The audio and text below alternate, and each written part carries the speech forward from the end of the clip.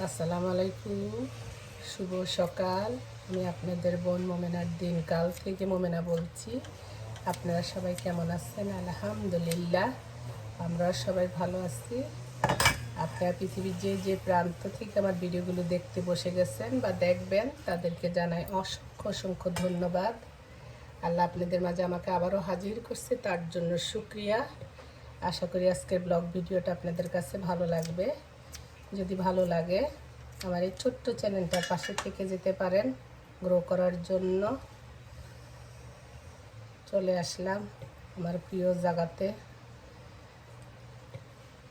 এখানে একটু চিংড়ি মাছ নামাইছি, একটু ক্লিন করে নিতেছি। এখানে একটা রগ থাকে, সেই রগটা অনেকে ফালায় না বা বুঝেও না যেখানে একটা রগ আছে।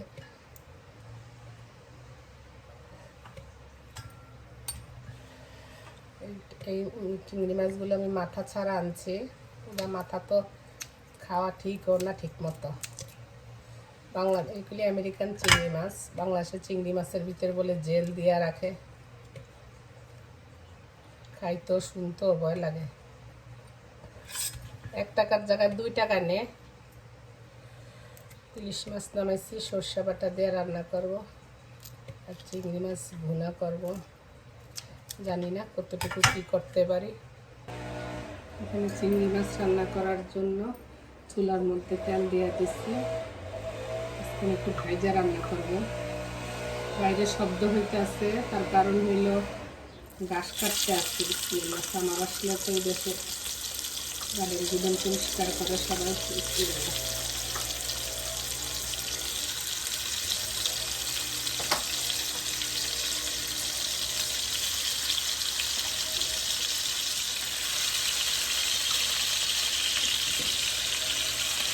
একটু দেখাইতে গেলে অনেক সময় নষ্ট হয়, আর গরমে দিয়া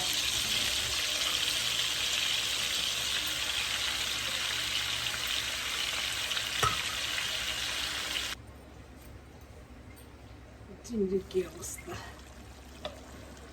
নষ্ট হয়ে গেছে। আমি একটু কাঁচামরিচ আর একটু ধনে পাতা দিয়ে নামিয়ে ফেলবো।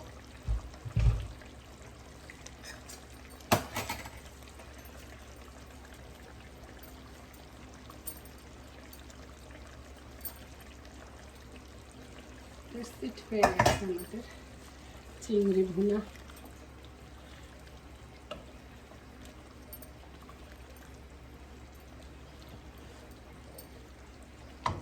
চিংড়ি মাছটা সব বাচ্চারাই পছন্দ। বাচ্চা বুড়া শাকে দিয়ে খান, ইয়া দিয়ে খান। এখানে একটু চিলি চিকেন করব, সেই জন্য চিকেনের ব্রেস্টে ছোট ছোট করে পিস করে নিচ্ছি। ময়দা দিচ্ছি, আরারট দিচ্ছি, গার্লিক পাউডার, গোলমরিচের গুঁড়া, আদা রসুনের পেস্ট, একটা আন্ডা, লবণ। এখন ভালো করে এগুলি মিক্সড করে কতক্ষণ ম্যারিনেট করে রাখবো। তারপর এদিকে আমার চুলাও অবসর হোক।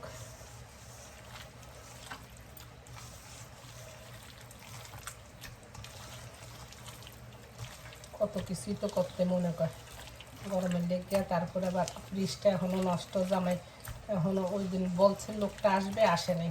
আর জামাই যায়ও নাই, চলতে আছে তো কাম। আমার স্বামীর কত হইল, কতবার যে নিচে যাই। একটা সংসারে তো ফ্রিজ বাদে চলে না। এখানে আমি একটু সরিষা ইলিশ করব, সেজন্য সরিষা বাটা, রসুন বাটা আর কাঁচামরিচ বাটা, আর একটু হলুদের গুঁড়া, মরিচের গুঁড়া, ধনে জিরার গুঁড়া, আদা রসুনের পেস্ট এটার মধ্যে আমি দিব না। পরিমাণ মতো লবণ,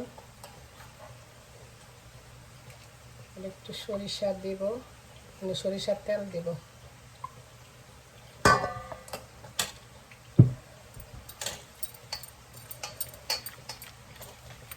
এক একজনের এক এক রকম রান্নাটা মজইলি হয়েছে।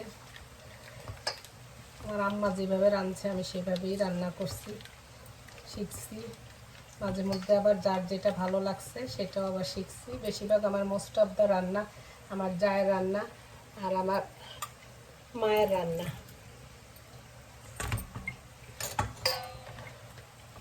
সবগুলো মাছ আমি এখন ভালো করে মাখাইয়া রাখবো।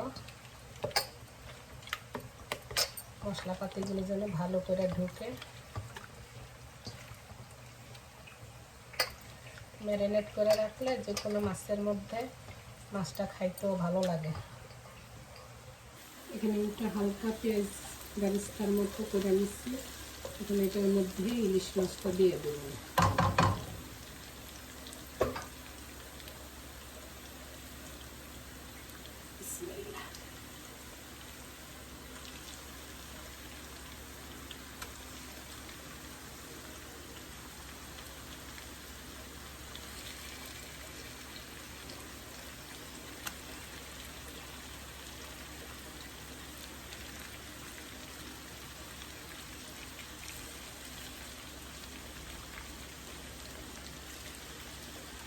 ইলিশ মাছের মাথা আমি জমায় রাখতাম এটা সেটার জন্য, এরপরে অনেক দিন হয়ে যায়, গন্ধ হয়ে যায়, তারপরে বরং দিয়া দেয়, খাওয়া হয়ে যায় বলে।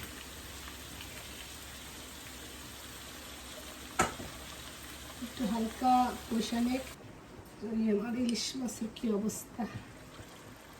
আমি অফ ক্যামেরাতে একটু উল্টে দিচ্ছি মাছটারে। ইলিশ মাছ তো ভেঙে যাবে কিনা ভয় লাগে। আমার ছোট বোন আমার হাতে সরিষা ইলিশ অনেক পছন্দ করে। এখানে আমি কয়টা কাঁচামরিচ দিয়ে দেবো ফ্লেভারের জন্য। আর ওই মাছের বনটার যে ইয়ারগুলো মশলাগুলো গ্রেভিগুলো লাগিয়ে রয়েছে একটু দিয়ে দেবো।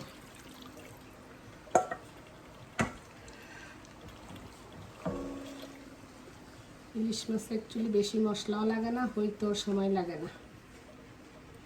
মাছটা কি বড় দেখছি, মনে হয় ফ্রিজে রাখার পরে মনে কমে গেছে, ছোট হয়ে গেছে।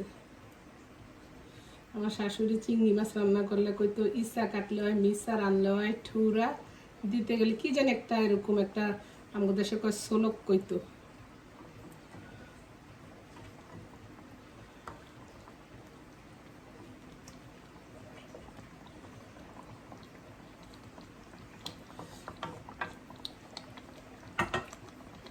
লবণ টবণও দেখে নিছি, আলহামদুলিল্লাহ ঠিক আছে। মিডিয়াম আঁচে রাখি, হয়ে যাবে কতক্ষণ পরে। এখানে আমি একটু পুটিং বানাবো। এখানে 5টা ডিম ফিটা নিচ্ছি, আর এখানে একটু ঘি দিয়ে একটু ক্যারামেল করে নিলাম। আর এখানে আপনার রেগুলার মিল্ক, ইবাপুর মিল্ক আর আপনার নিডো 3টা দুধ এখানে মিক্স করা হয়েছে। এখন এই ডিমের সাথে ঠান্ডা করে নেবেন, গরম দিতে যাবেন না।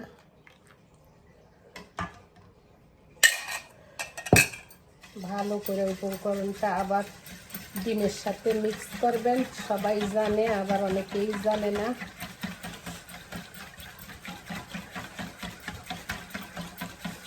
কখন কাজ শেষ করবো, চুলার মধ্যে গরম পানি দিয়ে দিয়েছি পাতিলে কুকিংয়ের জন্য।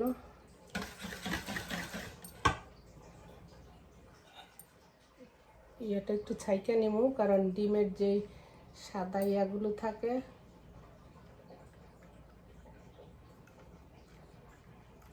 এর মধ্যে গ্যাফে গ্যাফে কত থালা বাসন ধুইছি, ওগুলি তার দেখাই না ক্যামেরা, এমনিই ভিডিও বড় হয়ে যায়। আমিও তো বুঝি সুঝি কম গো বোনেরা, দোয়া করেন যেন সুন্দর হয়, মজা হয়। এখানে আমার ইলিশ মাছটা হয়ে গেছে। বিশ্বাস করেন এত সুন্দর গ্রান, আপনারা এইভাবে একবার রান্না করেন। খারাপ হইলে আমার কয়েন যে আপা আপনি যে পদ্ধতি রাঁধছেন খারাপ হয়েছে, আমার এসে বললেন কমেন্ট করে। আমার ছোটো বোন আমার হাতে সরিষা ইলিশটা অনেক পছন্দ করে। এখানে আমি চিকেন ফ্রাই করার জন্য চুলার মধ্যে তেলটা গরম করে নিচ্ছি।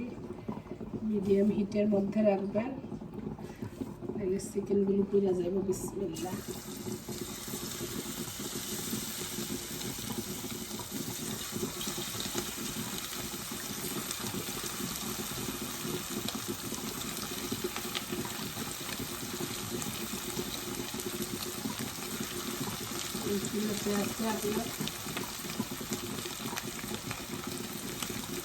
ঠিক আছে, এমন খিদা লাগছে। এখানে আমার চিকেনগুলো ভাজা হয়ে গেছে, গোল্ডেন ব্রাউন কালার যখন হয়ে যাব নামায় ফেলব। এখনই আপনি চিকেন ফ্রাইয়ের মতো আপনি এখনই খাইতে পারেন।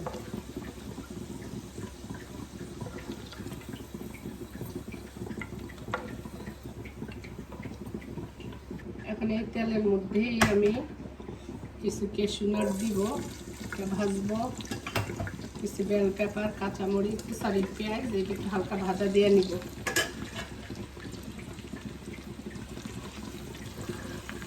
কিছুটা তেল আমি উঠিয়ে রাখছি।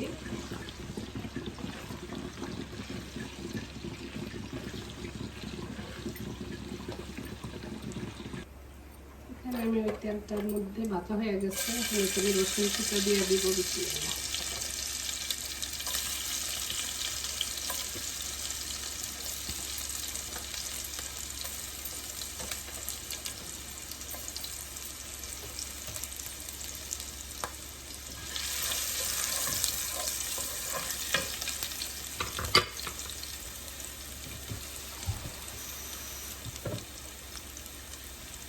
সেটা থেকে একটু হালকা কাঁচা ভাবটা গেলে আমি একটু পানি দিয়ে দেব। পানির ভিতরে আমি একটু সয়া সস দিয়ে দেব।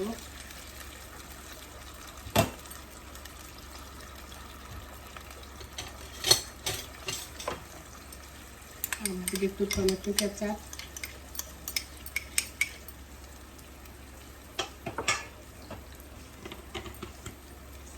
একটু দিই চিলি ফ্লেক্স,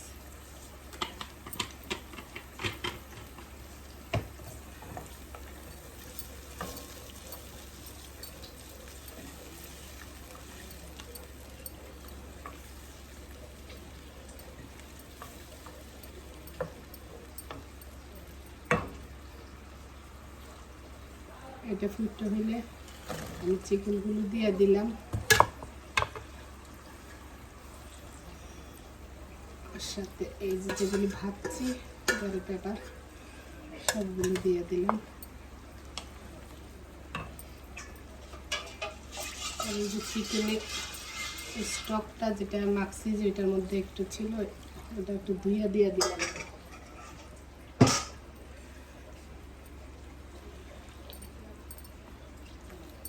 নাড়াচাড়া করে নামায়া ফেলবো একটু পরে। হালকা একটু চিনি দিবে, এখন না। আমার এটা হয়ে গেছে। আমি এখন একটু কাঁচামরিচ কেটে দিব ফ্লেভারের জন্য। আমি এটার ভিতরে একটু লবণ বেশি দিয়ে লাইছি, তারপরে একটু ব্রোকলি দিন ভাপিয়ে রাখছি, তাই একটু দিয়ে দিছি। এখানে একটু সিসিমিসি মানে একটু সাদা তিল একটু ভাইজে আমি একটু দিয়ে দিছি, স্মেলটা অনেক সুন্দর করব। আমি একটু বাঙালি স্টাইলে করি, তো একটু ধনিয়া পাতা দিলাম।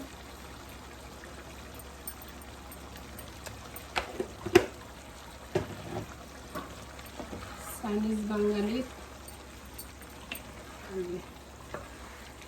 চিলি চিকেনটা হয়ে গেছে। আপনারা এইভাবে ট্রাই করেন, দেখেন, তারপরে খারাপ হইলেও করেন আপু আপনার স্টাইলে রান্না করছি, ভালো হয় না বলতে পারেন। ভাতটাও বসাই দিছি। যেখানে আমার রান্না বান্না সব শেষ হয়ে গেছে আলহামদুলিল্লাহ।